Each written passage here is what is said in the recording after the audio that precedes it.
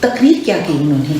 تقریر تو مجھے نہیں پتہ لگا نا، وہ تو اخباروں میں چھپی تو کیونکہ وہ ہمیشہ انگریزی میں تقریر ہاں انگریزی میں کرتے ہیں تقریر. دوسری تک میں اس وقت پہنچا تقریباً ان کی تقریر خاتمے پر جا رہی تھی. اچھا. تو لیکن یہ کہ تقریر اگر میں سن بھی لیتا تو میں شاید کوئی ایک آدھ لائن یاد رہتی تھی، لیکن جو وہاں پر لوگ تھے ان میں بہت جوش ولولہ تھا انہیں سننے کے لیے. ہاں نہیں دیکھیں اتنا مجمع آپ دیکھیں نا کتنا بڑا گراؤنڈ ہے، بھرا ہوا تھا وہ. جہاں جگہ ملی ہمیں وہ بالکل اینڈ پہ تھی، اور اس سے آگے یہ سمجھیں کہ جہاں یہ ہمارا موڑ ہے جہاں سے آپ آئے ہیں اس سے بھی آگے، یعنی اتنا فاصلہ تھا. تو بہت بڑا یونیورسٹی اگر آپ نے دیکھی ہو، وہ میں تو گراؤنڈ دیکھا ہوگا جہاں وہ جہاز کھڑا ہوا ہے جی، وہ سارا گراؤنڈ بھرا ہوا تھا. بہت بڑا گراؤنڈ ہے. تو آپ کو یہ نہیں یاد کہ وہ کیا کہا؟ ہاں نہیں یہ نہیں یاد. اچھا. تو بہت کیا بات ہے. تو پھر تو آپ کو وہ بھی یاد ہوگا کہ قائد اعظم کی جب وفات ہوئی ہے تو کہتے ہیں کہ لوگوں کا بہت برا حال تھا. ہاں میں میٹرک اینڈ میں تھا نا، روتے ہوئے سڑکوں پر نکل آئے تھے. ہاں ہمیں جب ہمارے ماسٹر سمسام صاحب تھے، جو جیسے انتقال کی خبر آئی ہے تو سب لڑکوں کو میٹرک کے اندر تھے ہم اس وقت میٹرک میں. تو یہ سن 48 کی بات ہے نا جی. تو وہ پھر ستمبر سن 48 ایک برس زندہ رہ سکے. تو وہ پھر ہمیں جمع کیا گیا اور قائد اعظم کے بارے میں جب وہ کہا تو وہ بھی رو رہے تھے. اچھا. یہ کہتے ہیں کہ لوگ روتے ہوئے سڑکوں پہ نکل آئے. کیا بات کیا بات ہے.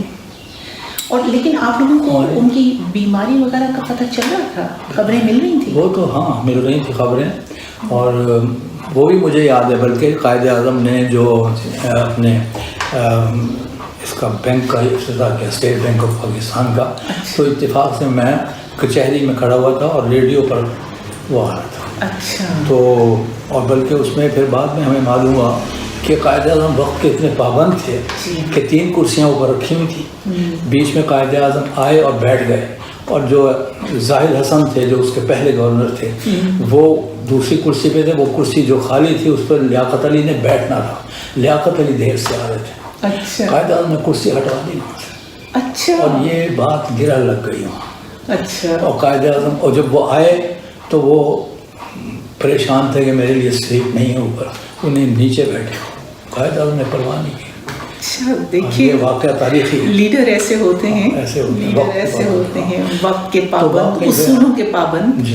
اصولوں کے تو پھر افسوس ہے جب اس بات میں لے کے آئی ان کو تو جو نے ملی ایمبولینس وہ کس حالت میں تھی. کسی غریب سے غریب کے لیے نہیں ایسی ایمبولینس ہوتی، لیکن وہ راستے میں رک گئی اور پنکھے سے وہ اپنے دامن سے ہوا دے رہی تھی. تو یہ دکھ کی بات ہے. اور ان کو تو ایئر لفٹ بھی کیا جا سکتا تھا، مطلب ہیلی کاپٹر میں لے جاتے. میں تو کہتا ہوں زیارت بھیجنا نہیں چاہیے تھا. یہی رہتے، اس لیے کہ ہے کہ ایئر کنڈیشن تو تھے ہی اس زمانے میں. ایسا تو نہیں تھا نا. ان کے لیے وہ کمرہ رکھتے جس میں ایئر کنڈیشن لگا، جہاں ان کو مدد ملتی، میڈیکل ہیلپ ان کو مل سکتی. ان کو ایسی جگہ بھیج دیا جہاں کوئی طبی وہ ہی نہیں تھی، مدد ہی نہیں. قائد اعظم پھر بھی بڑے کہنا چاہیے، ایک تو باوصول تھے، دوسرے یہ کہ ہوش و حواس میں تھے. جب وہاں پر کھانا ان کا جو ہے وہ نہ ہونے کے برابر، تو مس فاطمہ جناح سے کہا کہ ان کو فلاں شخص کا کھانا بہت پسند ہے اور وہ فیصل آباد میں ہے. تو انہوں نے فوراً انتظام کیا اور اس آدمی کو لے آئے.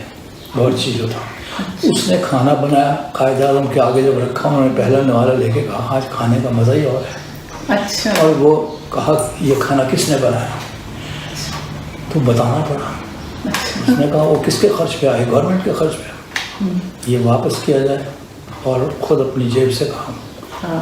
یہ دیکھیں نا اصول. یہ تو میں گیا ہوں پارٹیشن کے بعد امبالہ گیا ہوں. بڑے شوق سے گیا ہوں. ہاں جی. دھرم پرکاش شرما ہمارے ایک یعنی کزن کے دوست تھے. انہوں نے کہا صرف میرا نام لے دینا. وہ لمبی باتیں ہیں، بہت بیان کیا جائے سب. تو لیکن یہ کہ وہ پھر میں نے اسکول دیکھا. اب وہ D A V school college بن گیا. اب تو یونیورسٹی بن چکا ہوگا نا، کیونکہ اتنی جگہ تھی.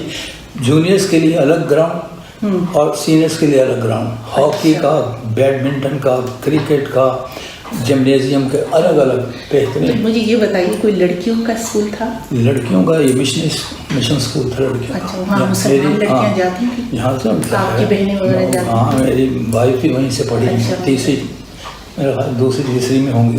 अच्छा। मतलब मुसलमानों में ख़वातीन बच्चियों में तालीम शुरू हो गई थी? हाँ, मुझे याद है कि हमारे ख़ानदान के तो हर फर्द को ये शौक था। वैसे आम खानदानों में? हाँ, नहीं, जो बल्कि पकड़ के लाते थे टीचर कि तुम्हारा बच्चा कल आया था, अब आता ही नहीं है, चलो पढ़ो। हाँ, ये टीचर्स के अंदर ये बड़ा था कि वो खुद जाके। तो आप लोग जो वहाँ पर थे ज़्यादातर सर्विस करते थे, मुलाजमत करते थे लोग, और तो वो वहाँ जो आपके हालात थे सब, उसके बाद फिर यहाँ आकर वो हालात आप लोगों को मिल सके? अब हमने मेहनत की, दोबारा कोशिश की। अब देखें ना, मैंने इन हालात में 2 साल मेरी तालीम रुकी रही। अच्छा। जब हालात सही हो गए तो फिर मेरा दाखिला हुआ, मैंने मैट्रिक किया, फिर FA में दाखिल हुआ, BA किया ज़मींदार कॉलेज से। ज़मींदार हाई स्कूल से मैंने पढ़ा। अच्छा। मैट्रिक वहीं से किया और फिर कॉलेज में दाखिल हुआ, वहाँ से मैंने BA किया। फिर लाहौर से यूनिवर्सिटी ओरिएंटल कॉलेज से मैंने पढ़ा। अच्छा। हमारे ज़माने के वैसे असातिज़ा बड़े मुखलिस थे और बड़े काबिल। डॉक्टर सईद अब्दुल्ला यहाँ थे, वक़ार अज़ीम साहब थे, इबादत बरेलवी थे, अबू लैथ सिद्दीकी थे, क़य्यूम नज़र थे, अब्दुल इल्मुद्दीन सालिक थे, बड़े बड़े काबिल लोग। तो माहौल कैसा था आप लोगों का? वो जो शुरू में खौफ था एक दिल में लाहौर आते हुए, और जैसे कि आपने बताया कि आपकी वालदा ने कहा कि हम यहाँ नहीं रुकेंगे, क्या पता कोई तहखाने से निकल आए, हमला कर दे, ये हालात कब ज़रा बेहतर होने शुरू हुए? ये हाँ, अच्छा सवाल है आपका। कृष्ण नगर, अब तो देखें, उस वक्त वो बिल्कुल शहर से बाहर था और उस तरफ कोई जाता नहीं रहा। मकान खाली पड़े हुए थे, डरते थे लोग कि ऐसा ना हो कि हमें उनको मार दे। तो फिर जब यकीन हो गया, फिर रफ्ता रफ्ता लोग वहाँ गए, और अब तो माशाल्लाह कृष्ण नगर मरकज़ी जगह है, आप देखें हर तरह से। यूँ था कि अच्छा हाँ, दूसरी एक मैं आपको बताऊँ दिलचस्प बात, कि मैं चूँकि अभी पढ़ रहा था और मेरी तालीम अभी पूरी नहीं हुई थी, मैं अक्सर जब घर से निकलता था, अनारकली में एक दिन मैंने एक तमाशा देखा कि दुकानें बंद हैं। तो जो दरख्वास्त देता था सेक्रेटेरिएट में, वहाँ से ऑर्डर्स होते थे एक पुलिस ऑफिसर साथ लेके जाएं, पुलिस का कोई भी सिपाही हो, और ये तय था कि जब दुकान खुलेगी, अगर नकदी है तो वो गवर्नमेंट के पास आ जाएगी। अच्छा। बाकी माल उसका। अच्छा। तो जिसने खुलवाई? हाँ, जिसने खुलवाई। तो दरख्वास्त देते थे कि मेरी दुकान थी और ये था वो था, और वो दरख्वास्त ये उसी बुनियाद पर वो उसे बताते थे कि दुकान नंबर फलां।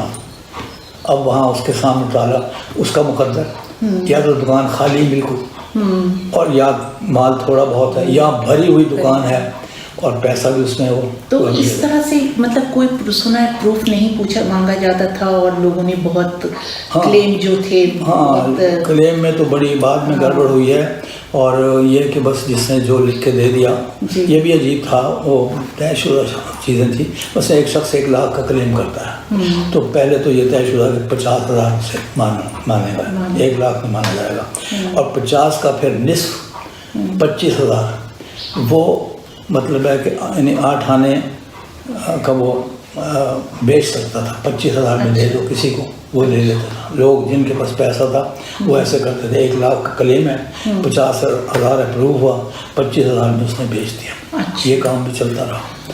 तो मेरे वालिद साहब जो थे, हमारे 2 मकान थे, एक जद्दी मकान था, मेरे वालिद साहब ने खुद बनाया था, मोहल्ला हाशमी में बनाया था, बिल्कुल नया मकान, अम्बाला में। तो बल्कि वो हंस के कहते थे, भाई मैं अपने घर को ताला लगा के आया, क्या बेवकूफ़ी की, ताले का क्या फ़ायदा, जब छोड़ ही आए तो क्या खुला भी छोड़ जाते तो क्या था। कुछ लोगों ने कहा कि हम जब आए थे तो हमें ये एहसास नहीं था। अच्छा, ये भी था कि हम कभी वापस वो ख्वाब देखते थे मेरे वालिद साहब। मैंने आज ख्वाब देखा मैं वापस जा रहा हूँ। मैंने कहा सवाल ही नहीं पैदा होता, अब यहीं रहना पड़ेगा। तो बाद फिर उन्हें यकीन आ गया कि अब तो यहीं रहना है। अच्छा। तो शुरू में तो था ऐसा। तो मतलब ये कि जो ये तमाम सरहदी पट्टी पे जो लोग थे, अम्बाला था, और ये लोग जो गुरदासपुर वगैरह के लोग जो हैं, इनके लिए अचानक इन्हें पता चला कि नहीं ये तो पाकिस्तान नहीं है, अब हमें जाना है। तो ये तो बहुत ही ज़्यादा एक तरह से परेशानी और की बात थी। बस तो दोनों चीज़ें थी। एक तो आज़ादी की खुशी बहुत थी, हम तो बहुत खुश थे। अच्छा, एज की भी आए, जो बूढ़े लोग थे उन्हें तो अफसोस था कि हम ये छोड़ जाएंगे। और हम जो नौजवान थे हम कहते नहीं, हमारे सामने नए आफाक होंगे, नई चीज़ें होंगी, नए बात। और ऐसा हुआ भी। जाहिर है کہ میں تو سمجھتا ہوں کہ بہت اچھا. لیکن وہ جو آپ لوگوں نے اس راستے میں دیکھا کہ لاشیں پڑی ہوئی ہیں اور مطلب بے گور و کفن بالکل، تو اس کا کچھ آپ لوگوں کے ذہنوں پہ اثر تھا؟ ڈیفینیٹ تھا. یہ میں نے بتایا نا کہ میں نے کیپٹن سے پوچھا کہ کیا ایسا ہو سکتا ہے ہم پہ حملہ ہو جائے. خاص طور سے اس نے بتایا تھا جلندھر اور امرتسر کے درمیان خطرہ ہے، تو ہم نے برین گن فٹ کی ہوئی ہے، تو اگر حملہ ہوا تو ہم بھی حملہ کا جواب دیں گے. تو لیکن ہوا نہیں. اس کی وجہ کیا ہے؟ تو فوج تھی ہمارے ساتھ، دوسرے یہ کہ ان کے پاس بندوقیں نہیں تھیں، تلواریں تھی، خنجر تھے. ایک واقعہ تو اتنا زبردست ہوا، یہ شیخ منظور الہی جو یہاں کے نگران وزیر اعلیٰ بھی رہے پنجاب میں اور CSP آفیسر تھے وہ آرمی میں پہلے، تو ان کا پورا خاندان قتل ہو گیا تھا. وہ ایسے کہ روپڑ کے رہنے والے تھے. روپڑ جو تھا وہ تحصیل امبالہ ڈسٹرکٹ کی تحصیل تھی، ٹھیک ہے. تو وہاں کیا کیا انہوں نے دھوکہ کے ٹرین لا کے کھڑی کر دی، اور ہندو جو تھا اس کی خط وط لگا کے اور ہاتھ میں جناب وہ کیا چوڑی پہنا کے نہیں انگوٹھی پہنا کے اسے بٹھا دیا اور اعلان کر دیا شہر کے اندر جس نے جانا پاکستان جائے ٹرین موجود ہے. تو مسلمانوں نے دیکھا واقعی جھنڈا لگا دیا آگے پاکستان کا. دھوکہ. اچھا دھوکہ. جی ہاں دھوکہ کیا. تو سب بیٹھے اور وہ اچھے خوشحال لوگ تھے، امیر لوگ تھے. بعض کہتے ہیں کہ ان کے پاس اشرفیاں تک بھی تھیں اور خوشحال یہ شیخ فیملی تھی. تو وہ بیٹھ گئے اور یہ سرہند شریف جو ہے جہاں کے وہ الف وہ ہیں، تو وہاں جناب پہلے سے وہ تیار تھے. اچانک ان کے اوپر حملہ ہوا، چاروں طرف سے خنجر چاقو، بچوں کو نیزوں پہ اچھالا، برچیاں ماری اور عورتوں کے سینے کاٹ دیے. تو وہ پھر گریوال ڈپٹی کمشنر تھا یہاں امبالے کا تھا، وہ مطلب سکھ اگرچہ لیکن انسان دوست تھا. اسے جب پتہ چلا وہ فوراً آرمی اپنے سپاہی لے کے وہاں پہنچا، اور جیسے اس کے پہنچنے کا پتہ لگا وہ سب بھاگ گئے. تو وہاں لاشیں تڑپ رہی تھی، وہ مر چکے تھے. انہوں نے ڈاکٹر صاحب یہ کہتے ہیں کہ عام لوگوں میں اتنا یہ نہیں تھا کہ ایک دم آپ ساتھ رہ رہے ہیں اور دوست ہیں، ملنا جلنا ہے اور اگلے دن آپ ان قتل کرنے کھڑے ہو گئے. یہ عام ایسا نہیں تھا، بلکہ یہ ایک طرح سے کیا گیا تھا اس کو باقاعدہ ایک تحریک کے طور پر. کچھ بلوائی ہر کمیونٹی میں تیار ہوئے تھے، اور مسلمانوں نے بھی بہت مارا اور ہندوؤں اور سکھوں نے بھی مارا. مسلمانوں کو کم موقع ملا، انہیں زیادہ ملا. اچھا. ہاں جی. سکھ جو تھے نا وہ اصل میں تارا سنگھ بنیادی طور پہ ہندو تھا، اور تارا سنگھ ان کا لیڈر تھا. قائد اعظم نے بہت چاہا، اسے سمجھایا کہ تم ہمارے ساتھ شامل ہو جاؤ تو پنجاب پہ تمہاری حکومت ہوگی، تمہارے تعداد میں تم زیادہ ہو گئے. لیکن وہ چونکہ ہندو تھا وہ مانے ہی نہیں. اور آج وہ خود سکھ کہتے ہیں کہ ہمارے ساتھ بڑا دھوکہ ہوا کہ ہم نے خواہ کانگریس کا ساتھ دیا، ورنہ اگر ہم مسلم لیگ کا ساتھ دیتے تو آج ہمارا یہ سارا علاقہ جو ہے جہاں مقدس مقامات تو یہی ہیں نا ان کے، حسن ابدال میں ہے یہ اپنے یہاں. تو سب سے بڑا تو کرتار سنگھ ان کا مکہ یہاں پر ہے، بڑی اہمیت ہے اس کی. اب تو دیکھیں نا عمران خان نے بہترین بنا دیا، وہ خوبصورت بنا دی جگہ وہ.